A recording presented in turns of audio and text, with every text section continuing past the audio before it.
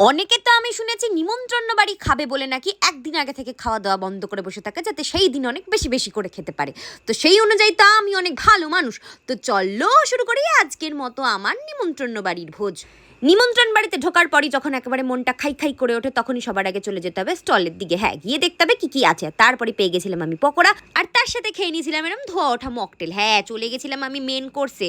আর আজকে কিন্তু সব কিছুই নিরামিষ, কারণ পুজো বাড়ি ছিল এটা। নিমন্ত্রণ বাড়ির ভোজটা শুরুই হয়েছিল এরকম খিচুড়ি দিয়ে। হা হা হা, কি ভালো খেতে ছিল, মনটা একদম আনন্দে নেচে উঠেছিল। এই ভোগের খিচুড়ির টেস্ট কিন্তু আমার জাস্ট সেরা লাগে। আর এই দেখো, এখানে দিয়ে দিয়েছে পোলাও, আর তার সাথে কড়কড়ে করে ভাজা বেগুনি। উফ, আহা কি বলি। এমনিতেই আমি বাবু পেটুক, সারাক্ষণ মনটা খালি খাই খাই করে, তার মধ্যে এত ভালো ভালো খাবার দেখে কি করে লোভ সামলাই। আহা কি যে বলি। সত্যি কথা বলতে প্রত্যেকটা রান্নাই হয়েছিল একদম এক্লাস, যাকে বলে। হা হা, মুখের এক্সপ্রেশন থেকে বুঝতে পারছো তো কতটা হ্যাপি আমি। মাঝে এই আলুর দমটা কিন্তু সেরা ছিল। তারপরে খেয়ে নিয়েছিলাম চাটনি আর পাঁপড়, এই দুটো তো আমি কোনোদিনও মিস করবো না। সাথে ছিল পায়েস। এইবার তো একটুখানি নেচে একটুখানি হালকাও দেবে, তো চলো টাটা।